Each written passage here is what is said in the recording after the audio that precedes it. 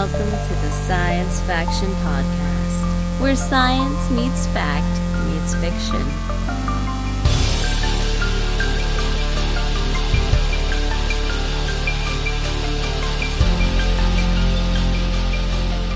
This is Science Faction for the week of December 9th, 2025.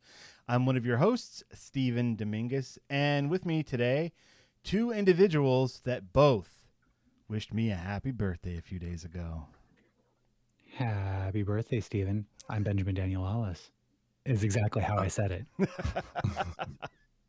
I'm Devon Kraft. Heyo, what's up, guys? Birthday again. Screw you, Stephen. Now let's talk about me for a while. Might as well. All right. Oh man, this past weekend, I'll just get right into it. This past weekend was a whirlwind. Starting Friday, moving all the way through all of Sunday. So first of all, it was my birthday on Saturday, the 6th, which was also the day of my daughter's first sleepover because she's turned 11. So because of that, I did my celebration a day early, Friday night. And Ben, you were there. I was. Yeah, I was there. We went out. We ate some food with Greg's wife and Greg. Or no, Christina's husband and Christina. That's the way I was supposed to say it. Dang. Did it wrong. Get it right. I got to get it. Oh, and also we're supposed to remind Greg to take the chicken and put it in the crock pot. Because apparently he forgets to do that when he's listening to the podcast. What a time. We went out to this little, it felt like a hole-in-the-wall place in Santa Margarita, and I had some ribs that were the best. They were so good. Anyways, we ate. Yeah. We drank. I had shrimp. It was really good shrimp. Yeah. And then we played, was it Ransom Notes? Yeah. Which was a gift to, I got it as a gift at one point, and then I looked at the box. I don't, if anybody listening gave it as a gift to me, I apologize. I hadn't played it until now, but I looked at the box and it said ages 17 and up. So yeah, I don't really hang out, like my son's 12. You don't hang out with people over 17? Is that what you were saying? Not very often. It's very rare. And so this was an opportunity where, like, hey, everybody came back to my house afterwards. Here's this game I've never never tried before. Let's give this a shot. I probably have played it once before, but it was I hope you liked it. It was a lot of fun. And to explain to Devon, we couldn't go back to my house. No. We couldn't go back to our house, my house, because my parents were here with the kids, and it wasn't late enough yet. Like, I thought dinner was going to go longer for some reason. So after dinner, Ben, you graciously offered up your house for us to hang out at, and so that's what we did. And Ransom Notes, which first time I played it, but it's pretty fun. I mean, we come from that era. I think all of us at one time probably had those little magnet words that we put on our fridge and made poems and dirty things as everyone was drinking, because that was when we were in our mid-20s. Those were pretty popular. So this kind of gamifies that, where there's a prompt, and then you have a whole handful of these magnets with the words on them, and you just gotta, try to do your best to make this prompt. And it does sound like Ransom Notes or of sorts. You see in the cartoons and stuff of you cut up a piece of newspaper clippings, the letters and magazines and stuff that doesn't exist anymore, right? Newspapers and magazines, are those aren't real anymore, are they? They're still out there. Are they still out there? Yeah. Yeah, probably. Yeah, dude. Take a look around. Go to a store, go to like Vaughn's or whatever, and just take a look around. You'll see some stuff. Well, apparently, they're still printing The Onion as a newspaper. Because I watched a parody they did of Jubilee, which I don't know if you're familiar, is the website or the YouTube channel where they have one person debate 20 people. Have you ever seen those? I've seen that kind of, yeah. There's one person who's who's the main person at a table in the middle, and then everybody else disagrees with them. And then one person will come up. It's whoever can get to the table first will start debating, and then the other people vote when they want that person to stop, and then someone else can run up and join the table. They're interesting. They do them with because it sounds very Squid Games. Well, some of the things go viral depending on what people say. There have been a few where it was like the person in the middle was a liberal and everybody else were like conservative or MAGA. They did one recently with Tim Miller, who's someone I watch on YouTube, who's a liberal commentator, and he did it against a bunch of MAGA people. It can get kind of heated, and there's some frustrating things, of course, because they're politics. But The Onion did a parody of that, where it was one person who was saying everybody should get a subscription to The Onion, and then everybody else was like coming up and debating them. And of course, since The Onion, it's like ridiculous. And because the guy's like, you should give the thing a gift to your, the subscription as a gift to your friends. And one guy is like, well, that assumes I have friends. How can you even make that assumption?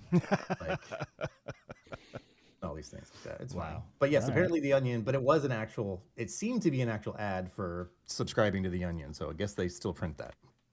I had no idea The Onion was anything other than a website that generated crazy headlines, and that was it. I mean, I remember reading, I always knew it before that. I remember it being printed like at places and reading it. It was fun.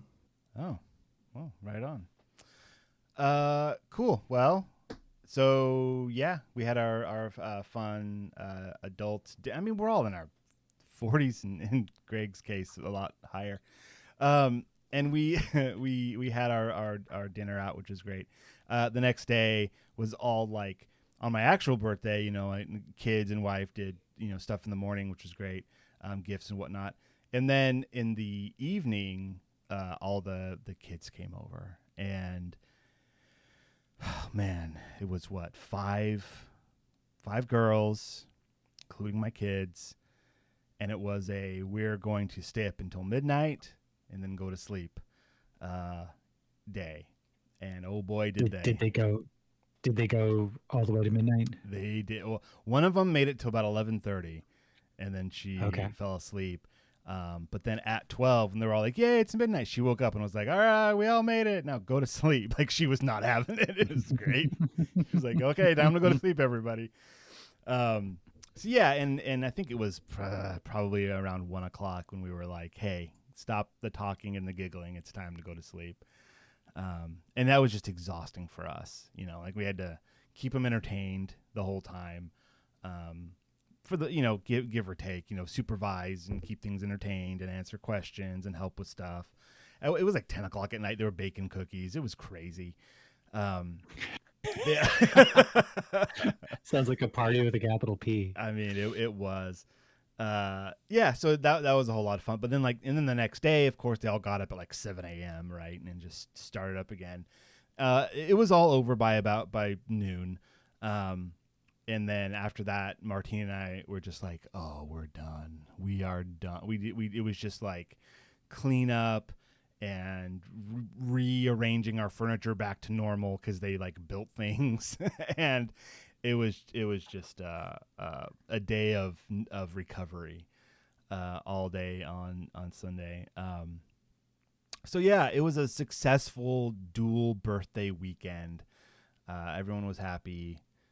There weren't many breakdowns. There was one towards the end, but I'm pretty sure it was because of lack of sleep. One of the kids, she was just like, she was having a time. She had a moment. She needed a quiet moment, and things weren't quiet. So, but that's how it goes with sleepovers, I guess. Did you guys go have many sleepovers as kids? That's not. I mean, is that a? It feels, if this is going to sound sexist, and it probably is. It feels more like a girl thing than a boy thing. But that's not necessarily true at all. Did you guys have sleepovers? I feel like it's a middle class and upper class thing.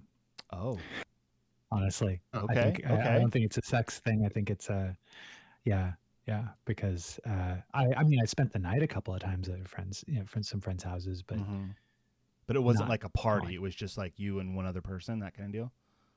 Right. Yeah. And like, but my son has gone to party sleepovers.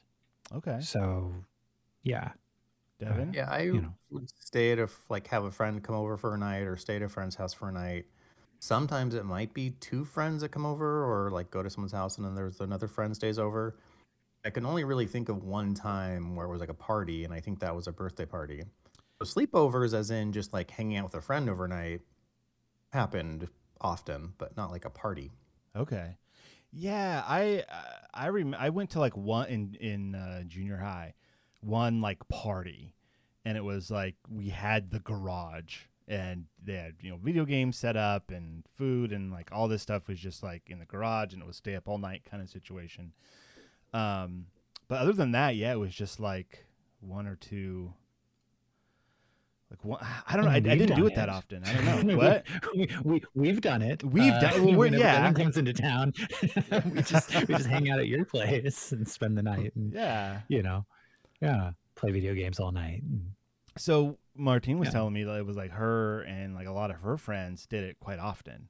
So that's why in my mind it's like a boy versus girl thing. But that's I totally hear where you're coming from, Ben, about it being a socioeconomic thing as well. Because man, did we have to supply a lot of food for these kids. They ate everything, except for dinner, which was Chipotle. And you know a little something about that, Ben, because we were like, we have too much food. Come over and have some, please. Yeah. Thank you for. But it was funny because like we had just started putting stuff into the pans in order to cook it for dinner, and you're like, "Come and help," and I was like, "Hey, the birthday boy is giving me a directive. Like, sorry, gotta go, Nicole. Yeah, later. My people need me to eat this Chipotle." Yeah. Mm-hmm.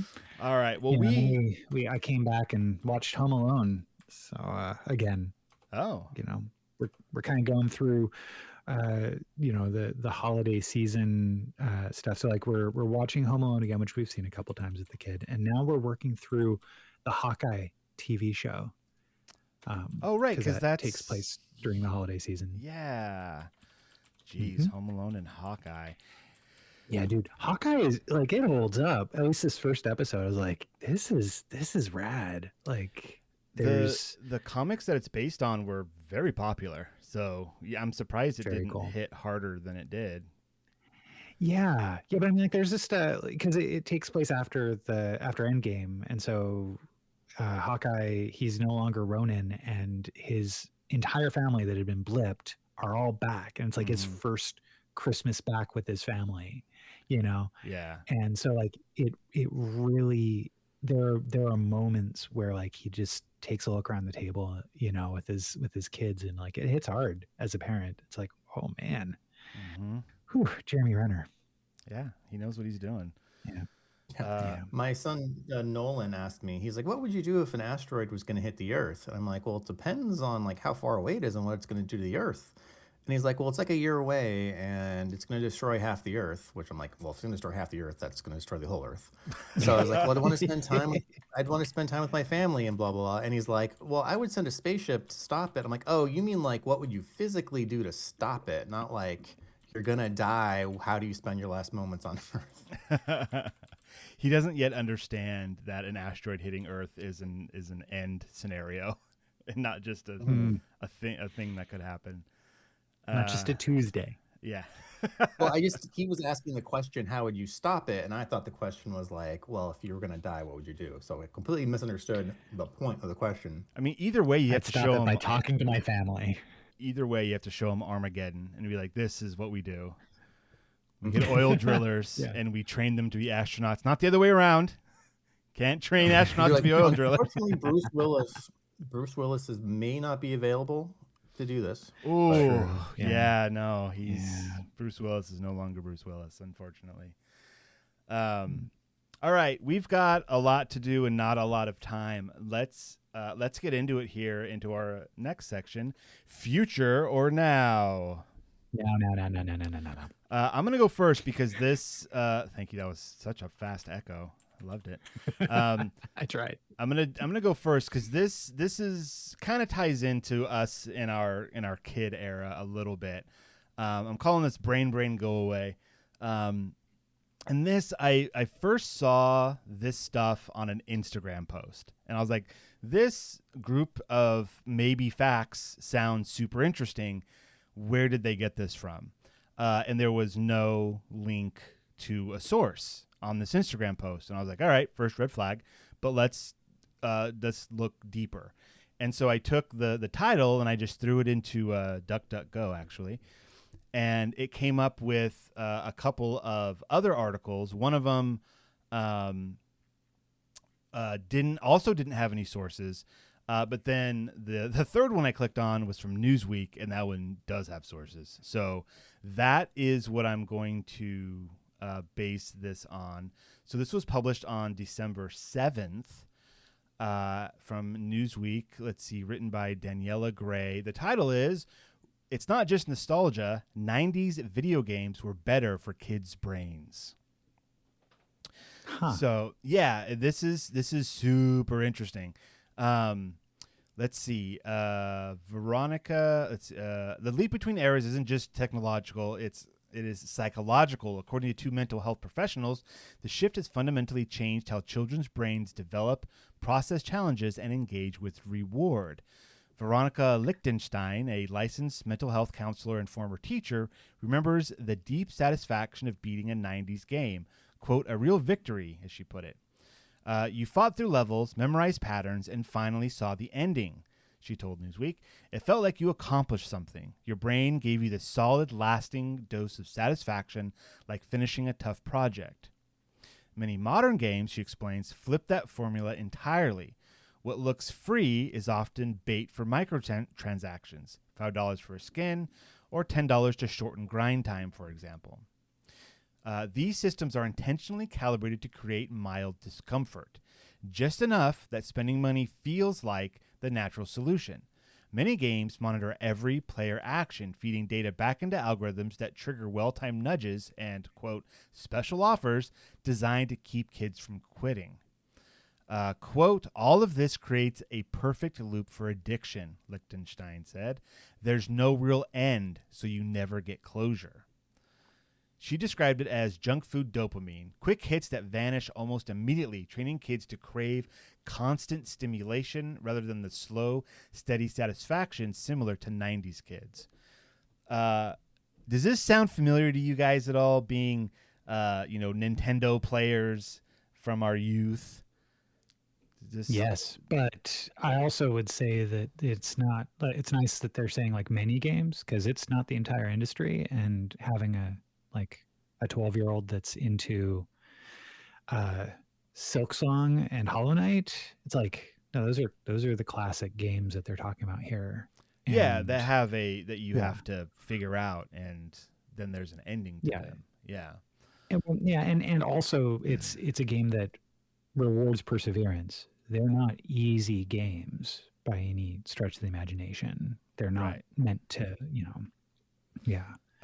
So to go to one of the other, both of these links will be in the show notes. The other one is from psychologyzine.com. And this was one that more echoes that Instagram post that I saw, but it has a lot of the same stuff in it. But again, there's no source. But I'm going to read through some of these because they felt real. It's feelings, not truth. And did they do studies, or are these just psychologists saying that this is what they think is possible? Okay. Like, what data are they using to make these opinions? All right. That's a very good question. The Newsweek article does not talk about any kind of study that was done. It's more like a examination of the differences. So let's see. One of the other things. Let's see. Games from the 90s offered bounded entertainment experiences, clear beginnings and endings, natural stopping points, and a design that encouraged social interaction. Kids would play with friends in person, then step away to run around, rest, or move on to another activity with no social media pressure, no endless scroll, no performance ranking systems. The experience reinforced healthy boundaries and confidence, not comparison or competition. Today's games, Gallagher said. Melissa Gallagher is a licensed clinical social worker and executive director of Victory Bay. I don't know what Victory Bay is, but there you go. Let's see. Games today, Gallagher said, deliberately erode those boundaries. Everything is a game or task, and the need for ranking gives them an inferiority complex. This generates pressure, erratic sleep patterns, and makes too much noise on their minds. Let's see. Gallagher also pointed out that the design philosophy of the 1990s centered on fun and completion, while the 21st century increasingly centers on retention and monetization. Right. Yeah. No. The games of the 90s were set up with the idea of putting less content in it and making it brutally difficult in order so that you never saw the end, in order for Blockbuster Video to have you get the same game out weekend after weekend. That's the like classic story. Apparently, I just learned this recently, but the story of the Lion King game was like that, was notoriously difficult, and it's said that it was specifically that way because Blockbuster requested, or the idea was that people would have to rent it over and over. I mean, that's and Jen mentioned that, and so we watched a playthrough of it, which only took like a half an hour. But the guy was like, he showed the tricks of how you had to beat it. But the second level does have like a very complicated puzzle that I don't know how you would figure that out unless you just had a walkthrough of it. Well, you would just have to do it over over and over again. Yeah, this is the one where you're growling at all of the monkeys to turn you have to flip ways to a different side, and then when you go through it, it shoots you through a different way. Yeah, I've never gone past that level. Yeah, exactly. But if you watch that video, he shows you, and you have to go like flip something early, flip through the level, change something at the end of the level, flip back to the beginning, flip something else, and then when you go through the whatever thing, it'll all be like unlocked properly. And I'm like, I never would have figured that out on my own. Yeah, but like, and so that's a game that if you know what you're doing, you're done with it in 30 minutes. But you like, right? Well, so yeah, some games were designed for different reasons. That one was not designed to be a fun experience. That one was designed to make you go over and over and over again. There's also games there are also games in arcades that had a very similar design where they wanted you to pump quarters into them, right? This isn't those aren't the type of games that we're talking about here. But go ahead, Ben. What were you going to say? No, I mean, that's exactly what I was going to bring up. Yeah. There was. Yeah, so I guess like they're mentioning here like games like Tetris, Doom, Quake, and Zelda are the ones that they're talking about, and those like I don't know. Those are different. They're not all games from that era. I don't know.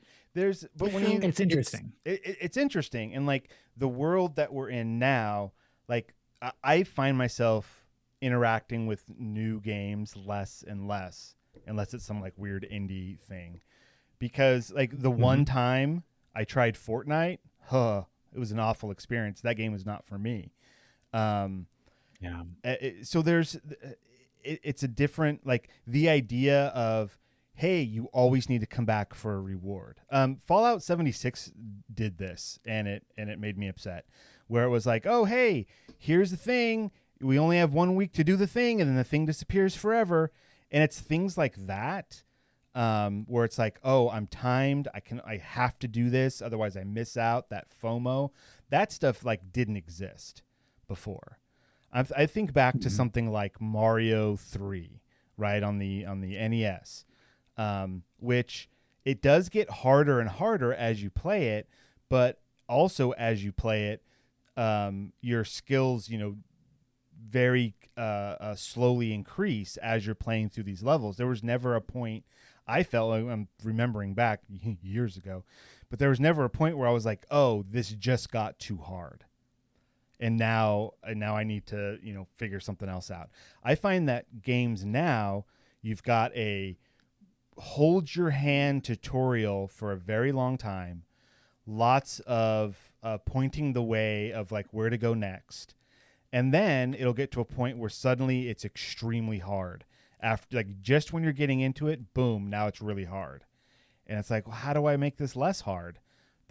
I wasn't prepared for this. It's a very different world. Well, okay, so like I see this as being well, okay. I'm triggering Ben there's so hard many right things now. here. Yeah, you really are, because I think about this a lot, right? Because like, you know, my son plays in Roblox, and that Roblox is the 21st century equivalent of the playground, right? Like whatever my feelings are about it, you know, I could be angry at Roblox in the same way that I could be angry about playgrounds having unsafe conditions, right? Mhm. Like that's where the kids are going to be playing, you know? So there's that, but I think that there's like, if anybody is concerned about all this stuff, it's not about the games today. It's about, think about how these games are being monetized. Are you playing a free game? Then the answer is you're probably going to get something where they're monetizing it in a different way. Mm-hmm. And I guarantee you, like, that back then, if they had the ability to have a living ecosystem of a game that would update and change and grow as time went on because of networking, then we would have had that, because that would have made money back then, just like it makes money now. So I also think that, like, labeling it games today, you mentioned indies. The indie scene is bigger than ever. There's 20,000 games that came out on Steam this year. Jeez. And most of them are indies. Most of them are based on the like, I'm sorry, not most of them. Most of the ones that I pay attention to are based on the foundational stuff that they're heralding as, you know, a great return for the industry here. I don't think that this is giving us a fair and unbiased view into the entire ecosystem. So that's kind of my opinion, is that there are certainly elements of different games that are positive and negative, and they've probably done a good job of identifying those. But to use the examples of 90s versus now is very like nostalgia, and just very like, I can't even think of the word. It's anecdotal evidence. Like, this one person is remembering the games they played and the elements of those games, and I don't know what their experience is with modern games. A lot of what they said, sound rings true to me. I mean, with the like having to pay for things and there being certain rewards that are addictive. I looked up where I just had it and I closed it to look up something else. But the place that they worked at was a like a addiction like rehab center. Mm-hmm. And so I would certainly agree that that person probably knows what's addictive, and there certainly are elements of that in modern games. But the examples are just like, when I remember when I was a kid, these games were like this, and now these kids are playing these games. I think in an objective manner, you can identify the elements of those games, and there are probably plenty of games nowadays that also have those positive factors in them. I've mentioned before, I think we're getting Nolan a Switch 2 for Christmas. We've already bought it. But the game he is obsessed with playing and can't wait is Mario Maker. And I feel like of all the games, that's going to be on the positive side, because that's creativity and design and things like that. So, so... Also, I need some recommendations on what other games to get. Not now, but eventually, like what are good games on the Switch. I'm going to get Metroid Dread and probably Metroid Prime 4 eventually, but for me. Yeah. Here's for sure something that's kind of interesting. So in the other article, which does not have attribution to it, which is why I didn't start off with it, but it has a lot of kind of lists about stuff. And this is what first drew me to this area. So one, the fail retry cycle that built psychological hardiness. Children in the 90s played games built around one brutal rule: you fail, you start over, right? 3 lives, no saves, no hints, no checkpoints, no hand holding. It says games like Mario, Sonic, Prince of Persia, Unforgiving. If you missed time to jump or misread a trap, your progress vanished instantly. And according to this constant exposure created patience, planning skills, frustration tolerance, intrinsic motivation, and persistence after failure. So something in my life, I had the original Sonic from Sega. We found it on our Switch when the kid was like into Sonic, and I was like, "Oh, hey, this is the original Sonic. Check it out." And she played it for about 10 minutes. I was like, "This is really hard," and I was like, "Yeah." And then she put it down and never picked it up again, because it was like, I can just play something else. The availability of games is everywhere now, right? In the 90s, like, you went to Blockbuster, you rented that one game, or at Christmas or your birthday, you got that one game, and that's what you had for the year, right? So you could walk away, you could come back, all those kinds of things. So modern games remove. What else is difficult? What's that? Minecraft is difficult. Play Minecraft creative mode. That has all the difficulty that you're talking about too. Like, it's not something that only exists in the 90s. That is completely true. However, number 4 on this list, not creative mode, the other one. Endless games versus finite games, how attention was rewired. 90s games were finite. And this is we're generalizing. Yes, you can find a game that's not. Yeah. But you could finish them, you could turn them off, right? I finished Super Mario Brothers 3. I beat that game. It's done. Today's top titles, Fortnite, Roblox, Minecraft, Genshin Impact, I don't know that one, are built to be infinite. No final level, no credit screen, no natural stopping points, constant updates, addictive reward cycles, permanent online environments. One parent Minecraft has an end game. The story mode of the survival mode of Minecraft, yes, has an end game. Yeah. Yes. Yeah. I understand that. There's a quote, "My son never knows when to stop. The game ends him. He doesn't end the game." This creates a different neural circuitry, difficulty disengaging, craving constant stimulation, difficulty shifting tasks, trouble finishing long structured projects. Games are just different now, you could say. There's a lot on these lists. I'm still triggering Ben. No, they're not. they're not different now. They're still, you want those games exist. They never went away from the 90s, and they're continuing to be made. There are a lot, like, this is causing a huge bias against the younger generation. That's like, okay, yeah, here's what I encourage everybody. If you're concerned about the younger generation, talk to them about what they're playing. Play it along with them. Figure out what we can't understand what they're saying. All they say is 6, 7, and Riz. I don't know what that means. It's because you lack the Riz, Devon. Yeah. Obviously. But yeah, I agree with you, Ben, more. That's why I kind of asked, like, what studies in particular, because it would be very hard to isolate just video game playing. Because I'm sure people who play games like that are probably, like all of us, exposed to social media and watch things that are shorter and quicker paced, because that's most things are. So it's a whole cultural, design that has affected them to be this way. So it would be very hard to just isolate video games and be like, well, they played these video games, but every other way they lived, their lives not in modern society. So we know it's just the video games that altered their mind this way. Right. Yeah, it's not the YouTube Shorts. It's not the TikTok. It's not the reliance on not like how it isn't how COVID completely changed how we live our lives. It isn't the death of the theater. It isn't like all of this stuff is creating. Yeah, it's creating different neural pathways for sure, but that's because everybody's adapting to a landscape where safety means something different now than it did back then. And it's also funny, consumerism means something different. Because I'm sure you could find plenty of psychologists from the 90s saying, "Oh, these games are terrible. They're quick rewards and they're frustrating and they're not, developing these skills in our children." And back in my day, the 70s, when we played Pong, that was a real game.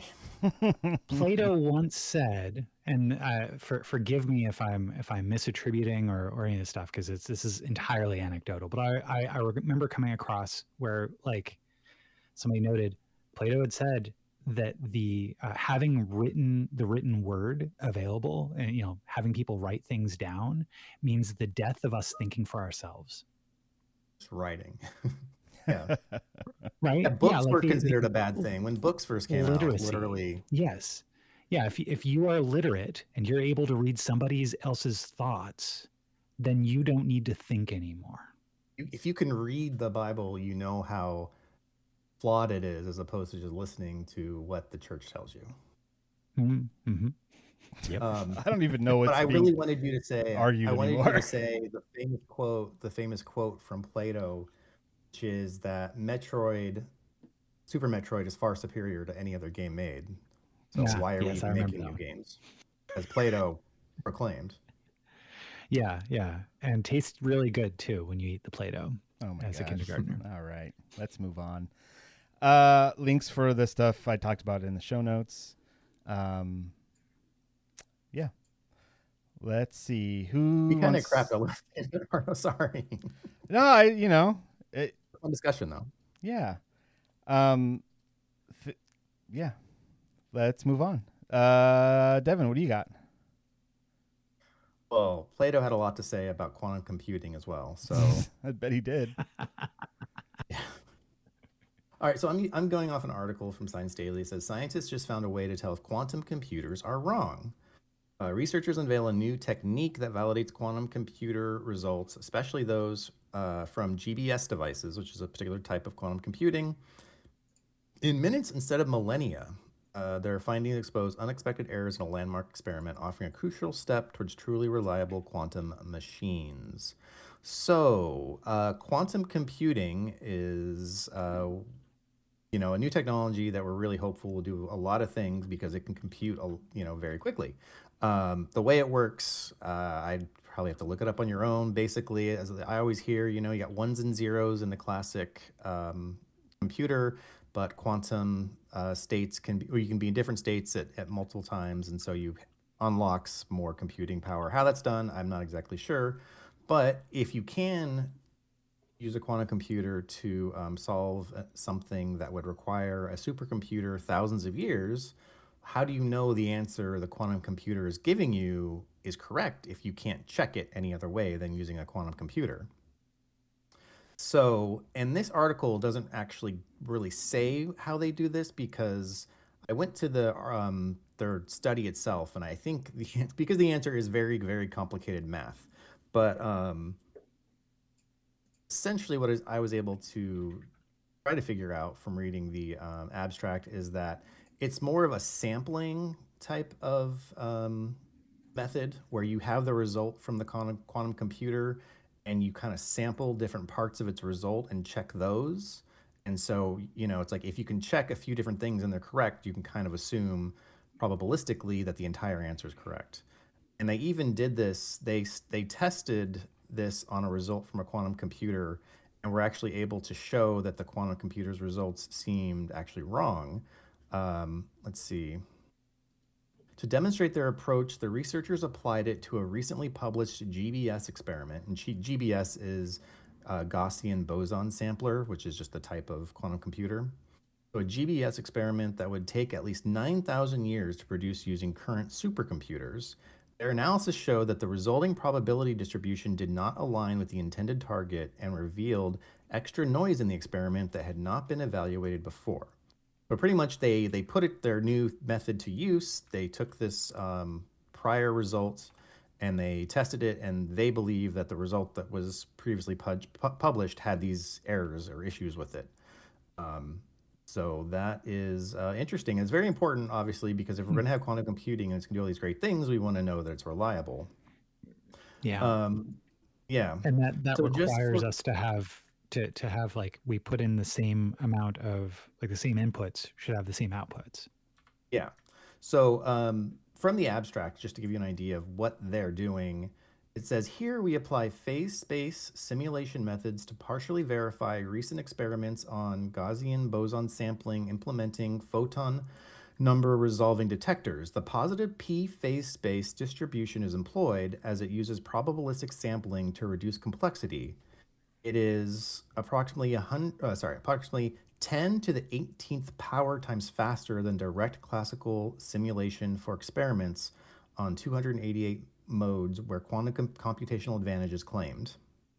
And it actually says they actually combine this with other methods, with binning and marginalization to improve statistics. Multiple validation tests are efficiently computable, of which some tests can be carried out on experimental data. So, math, yeah. Yeah. What? Interesting. Well, no, All I that think really it's- is important is that they're making improvements in quantum computing. Oh, yeah. well, then just say It's that. important. Well, no, like I think it's fascinating though, because like by my understanding, quantum computers rely on probability, right? So like the idea here is that if you're relying on probability, it's unlikely you're going to have a system that is 100% probably always going to do what you want it to do, right? Like it's going to It's get like- there. Yeah. Yeah, if you use a quantum computer to calculate 2 + 2, it'll say 4 100 times, but it'll say 5 a couple times and 3 a couple more times. And so Right. Yeah. you got to be like, okay, we got to know which one's correct. Because like, yeah, and that gets into the whole nature of quantum, that, you know, particles exist as a probability wave, not as a particle until observed. And that's the whole reason quantum computers work. They're taking advantage of that. How? I don't really know, but Yeah. Well, nobody does, Right, right? but, like- That's where we're at. Yeah. We're still learning. I mean, the So people how- working on it have a pretty good idea. I mean, to implement it, you got to have some understanding of it. But Mhm. Yeah, but like it's interesting because it's like, okay, well, trying to find a way to check your work there. That's cool that they're working on that, right? Because otherwise, as they say here, they would need a classical computer to take years to validate like what a quantum computer could take seconds to do. And it's like, we don't have years, to figure this one out. We need to know, if we're going to be relying on quantum computing, we need to know that like the answer is correct. Yeah. So interesting. Well, most of the time the answer's correct. Isn't that good enough? I mean, it's either that or you have to wait 20 years for an answer. So do you want an answer that's 99% correct now, or wait 20 years and then be 100% that it's the answer? If you're buying a quantum computer, would you accept that level of a variability? Depends on what task I'm going to use that computer for. If it's video games, then Yeah. sure. it's the whole thing: cost, quality, time. Pick two. Yep. Yeah. Yeah. You know. I mean, it's got that time So- thing down. The rest of it, though, we'll have to Right. see. Yeah. Ben, did you want to go over yours, or are we going to skip ahead? Super quick. Okay. If you're interested, a few years ago, there was the Icelandic High Voltage Electrical Pylon International Design Competition happened in 2008, and a particular thing called the Land of Giants won and the recognition award. And so the basic idea here is it's a proposed design for electrical pylons, those giant towers that carry electrical lines across landscapes. And so across the Icelandic landscape, this particular design, it suggested that we redesign these in order to look not like towers, but like people. And they're really cool looking. If you're really interested in what that would look like, check it out. Links will be in the show notes because they're pretty rad. Those do look cool. Yeah, check those out. All right. Well, we are 40 some odd minutes in, and we're going to take ourselves a little break. When we come back, we are going to be doing our book club. And this week we read Dark Air by Lincoln Michael or Michelle. I don't know how to say that. So find your copy. There's a link in the show notes. Granta.com. It's on there. To read along. Give yourself some time. It was a good 15, 20-minute read, something like that.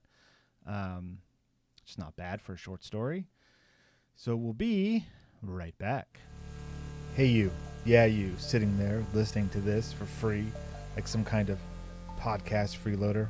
Look, I'm not saying you owe us, but if you enjoy our deep dives into AI, space, and comic book mayhem, maybe toss a coin to your podcasters.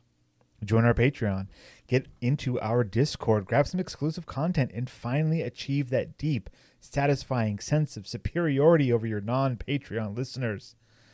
Just imagine their sad, uninformed little faces. Patreon.com/Science Faction Podcast, because knowledge is power, and power is best hoarded behind a paywall. And we're back. Hello. Hi. Hello. And a big thank you to our patrons, Renee and Josh. Y'all are great. The best. Yeah. Next week, we're reading The Red Thread by Sophia Samatar off of Lightspeed Magazine. If it's anything like the other Lightspeed Magazine stuff, then you can probably listen to the episode of the podcast, which is only 36 minutes long. Yeah, looks like you can. Oh, excellent. But, Cool. And just that's not scrolling what we're through doing it, this week. it looks shorter than this week's. Just kind of looking at it quickly. This week, It's Dark Air by Lincoln Michelle. And hey, Mom, this one's a really good one for you. You'll love it. she's into this kind of stuff. Oh, Nice. yeah. Well, as we all know, this one feels... our number one fan, Martha, always reads. She always reads our short story recommendations because she's awesome. Yeah. But this is like a very Stephen King, Clive Barker-esque body horror, sci-fi adjacent story. Yeah, this is very different than what we usually do, but I liked it a lot. This was originally, published in 2015. And what is that? National... photograph courtesy of National Institute of Health. The photograph at the top of this article or this story looks like cells reaching out and grabbing other cells, perhaps like a electron microscope type image. It reminds me of what are they called? T cells? The cells that will like put out tendrils and like grab the bad stuff and pull them in and digest them. I think that's the T cell. I could be wrong. Kind of looks like that. Anyway, this story a little bit longer than what we have been doing, but I think it's worth it. But it's creepy. It's a quick read, and like it feels. What was that one story that we read about the two towns where everybody had like latched themselves onto each other and made like giant flesh robots, moving necks. Yeah, flesh robots that fought each other. Like this kind of has that vibe going on for sure. Yeah. Like the way it's written, like it, that, hey, this is very matter of fact. Here's what like the narrator is experiencing and what's going through their head at this time. Was that a Clive Barker story? The other one? I think so. Yeah. It might have been. Yeah, I think it was. This does have that matter of fact, like this is just what's happening, and it's crazy. So like the main thing here is you've got these three people in some kind of weird relationship, live in a city, and they're like, hey, we need to get out of town and get a little air. And so they start driving. It was a place where they could get good selfie, or the top 10 secluded spots for selfies is where they're going. What's crazy is like the disconnect between these people and real life. And then later on, like when weird things happen, the even further disconnection. Because like they needed to get a little air, some country air. But a few hours later, we were rolling through the hills. We'd been in the car this whole time, and we had the windows up, AC blasting. We hadn't yet felt the country air. So like Right. they're going Yeah. out for a reason, but that reason is not real, right? Like one of them's like, oh, you never see green like this in the city. You live by a park. The park is green. That's a fake green. I mean, real green. This is the green that's good for the soul. These kids have been playing too many of those microtransaction video games. Yeah, I these mean, kids were annoying. yeah, these kids were. I Kids, mean, we say kids. They never really say what their ages are, do they? I mean, They're I like would low, imagine like early 20 20s. somethings or even older. Yeah. Yeah. That's also like what early was in my 20s. head, but I don't remember it specifically saying that anywhere. But they do act like children, which is part of it. Like, you know, Yeah. he's like, my lover, I went with my basically girlfriend, but she's in the back seat with her roommate. Like, I get that there's an issue and they don't have a great relationship, but it's just like so obvious. Like, who drives and the other two people sit in the back seat? Yeah. It's weird. And then it gets weirder. At the top of the hill, I saw a white goat standing on a rock, its horned head twisted to follow our car as we passed. He had some wound in the middle of his forehead that looked like a misplaced eye. Maybe it's time to head back, I said, but no one responded. Yeah, that was a warning.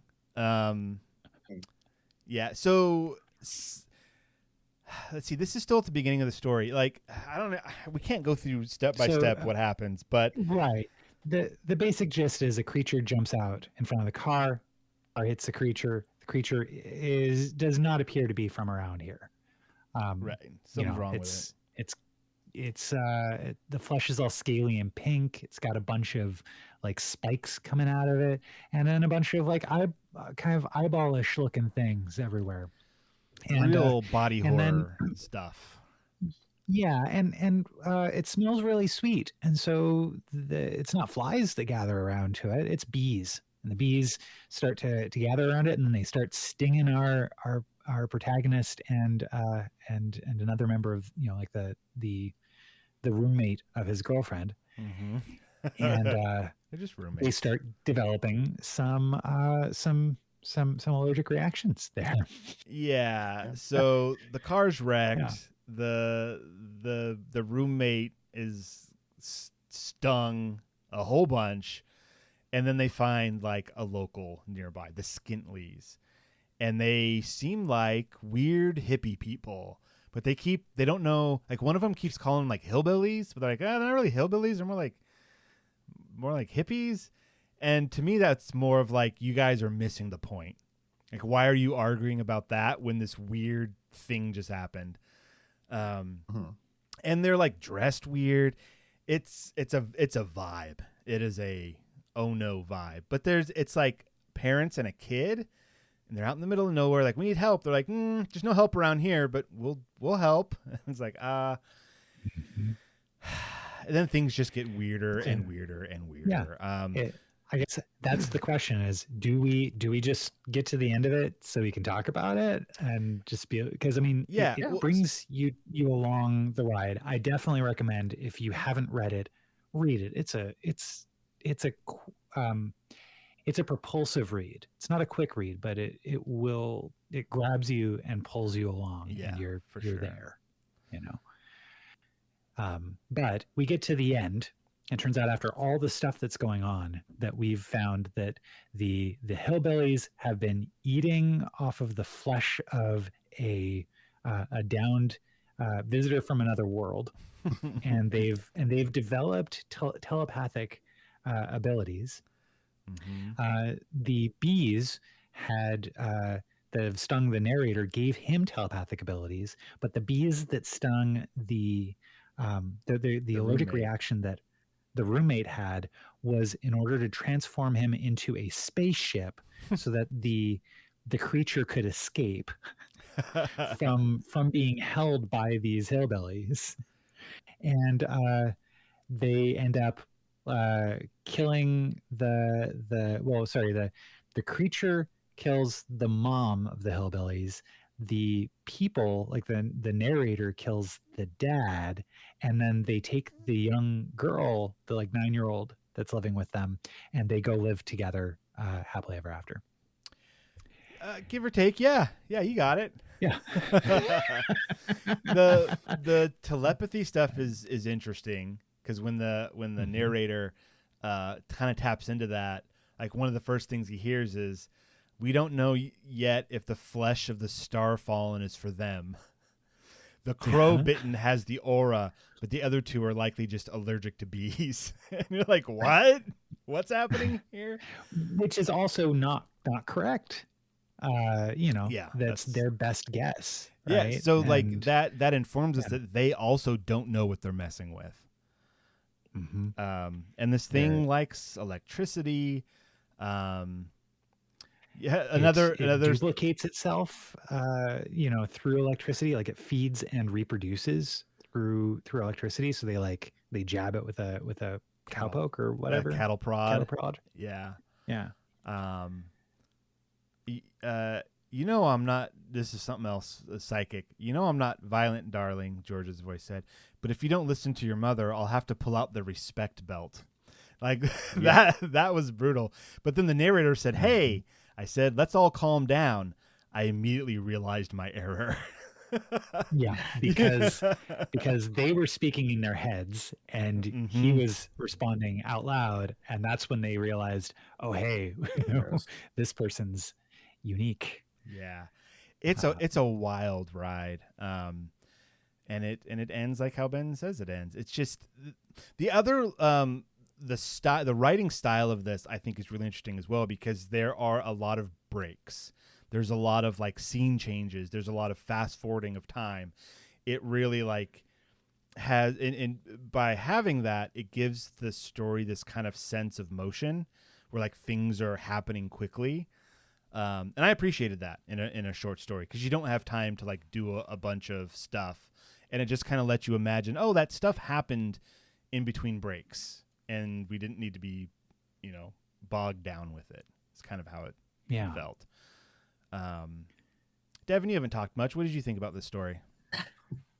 I felt kind of the same way you guys did. I liked it for the most part. It was pretty weird. I didn't really love the characters, so I was just not didn't care what happened to them that much. But yeah, no, it was an interesting story. Yeah, just another weird stuff happens in the woods and turns out to be aliens. It's like something crashes in the woods, and then the hippies find it. And like, it seems like maybe they tried to care for it and then realized, hey, if we eat this, then we get powers. I don't know. Like, all of that is left up to your imagination. Yeah, I think it's interesting too, because a large part of this reminds me of Pluribus, of the joining. Yeah, especially right at the end, right? So so Little Clover, the 9-year-old girl that was part of this, that now lives with the narrator. She she's asking, like, what happened to my second daddy? She asks me, when's he coming back to take us away to a planet that isn't full of jerks? And same kid, same. Yeah, I say it probably died in those woods. I don't bother lying to her. But Clover, I say, even when we die, we never truly go away. I don't mean that hogwash about friends and family living on in our memories.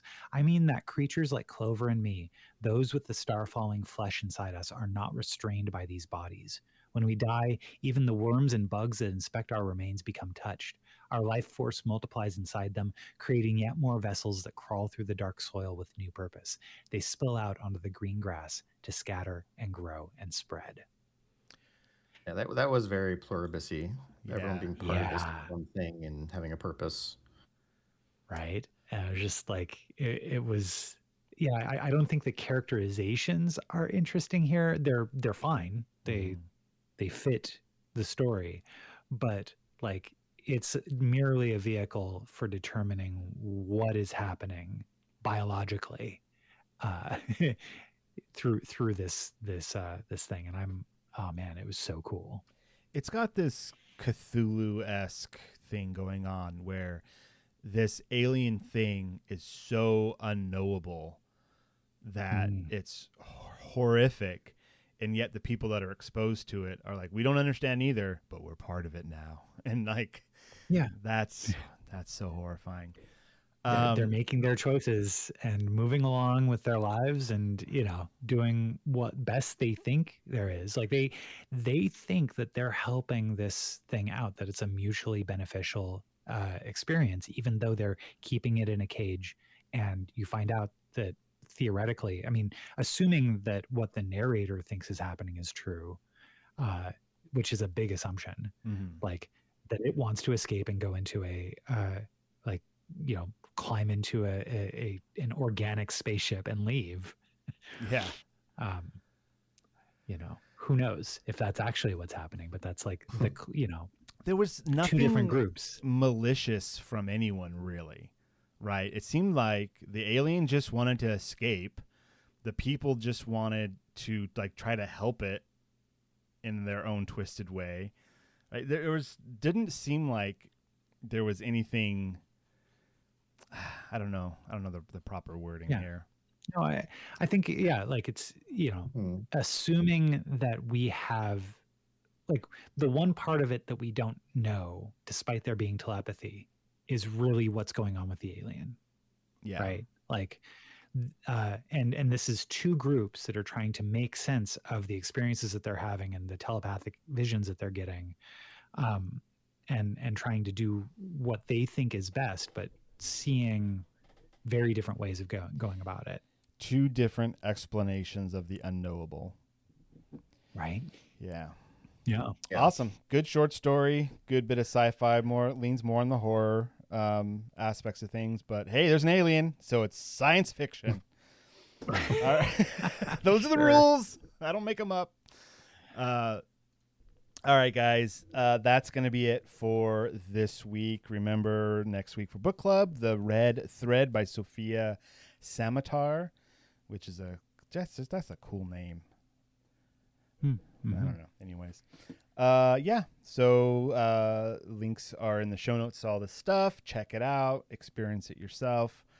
In the meantime, perhaps Devon has some thoughts to share with us. Nope. Okay. Ben, do you have any last words? What is a pirate's least favorite letter? Well, and I quote, "Dear sir, ma'am, we are cutting your internet connection due to the following reasons: illegal downloading." Good night, everybody.